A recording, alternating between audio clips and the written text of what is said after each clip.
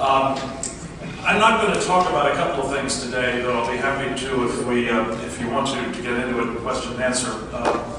Both of the preceding speakers have made reference to the fact that there are a number of problem countries that we should be thinking about, worrying about, and in fact addressing in connection with terrorism. There's of course Syria, a nation that at the moment is actively engaged in sponsoring terrorism, not only against Americans in Iraq, but against Israel through its collaboration with Iran and support of Hezbollah.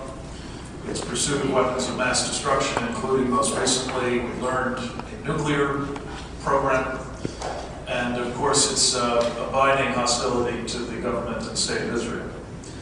We can also talk about Sudan, a country that is engaged in genocide as we speak, unabated despite the outcry of the world community, various UN resolutions and so on. A country that is also actively involved in sponsoring Islamist terrorism around the world. Personal favorite of mine that we'll not be talking about, I suspect, is North Korea. Until recently, a designated state sponsor of terrorism, the aider and abettor of Syria's nuclear program, active in Iran's nuclear program, ballistic missile programs around the world.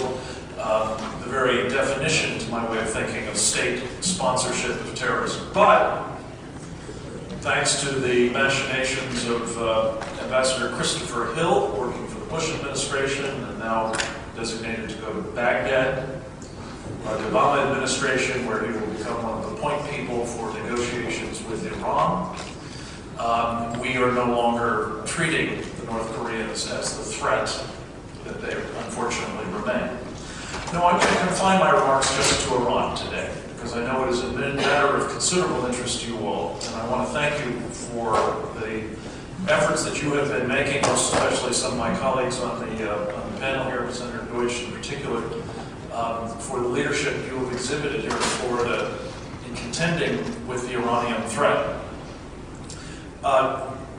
I'm sure that I don't need to talk to this audience at great length about that threat, but maybe just a few words quickly to set the sort of frame of reference for the conversation we're going to have this morning. Iran, of course, is responsible for the ongoing effort to kill Americans in Iraq.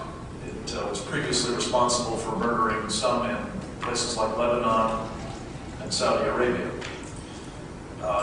It is actively destabilizing the entire region, notably through proxies like Hezbollah and Hamas. It is aggressively pursuing both ballistic missiles at ever longer ranges and the nuclear weapons to go on them. Yes, even the United Nations, I think, has now come to the conclusion that despite its protestations to the contrary, Iran is working to get the bomb. That's particularly troubling because, as you know, President Ahmadinejad has repeatedly said that it is his purpose to wipe Israel off the map, something that a nuclear weapon or two would be convenient to have if you wish to effect that. Worrying to us, all of us caring about Israel as we do, is also his oft-repeated promise to bring about a world without America. Something he has said is not only desirable but achievable. I've often wondered what he means by that, because under all foreseeable circumstances, it's likely that for quite some time, Iran, assuming it gets a bomb, will only have a relatively small number. One thing that you may be aware of is a small number of nuclear weapons delivered to space can create a phenomenon known as electromagnetic pulse, which used in a strategic attack on a country like the United States, or for that matter like Israel, especially a large place like ours, would have a devastating effect on our electrical grid within the blink of an eye. It would unleash an enormous amount of electromagnetic energy, damaging and almost certainly destroying all electronic devices within line of sight that have not been protected against it.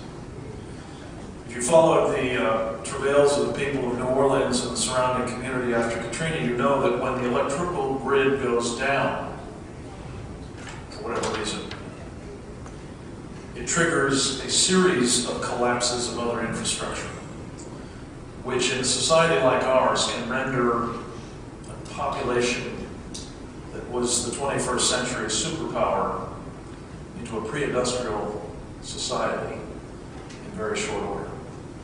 That's, I think, what he has in mind when he talks about a world without America, and we know that because he is actively testing ballistic missiles in ways that look as though he intends to demonstrate that capability.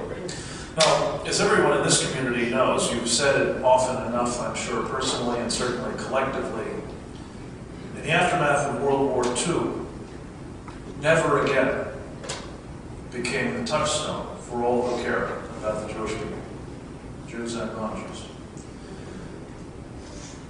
That philosophy, that premise, that commitment was rooted in the conviction that never again must the Jewish people be subjected to the kind of mass genocide that Adolf Hitler perpetrated.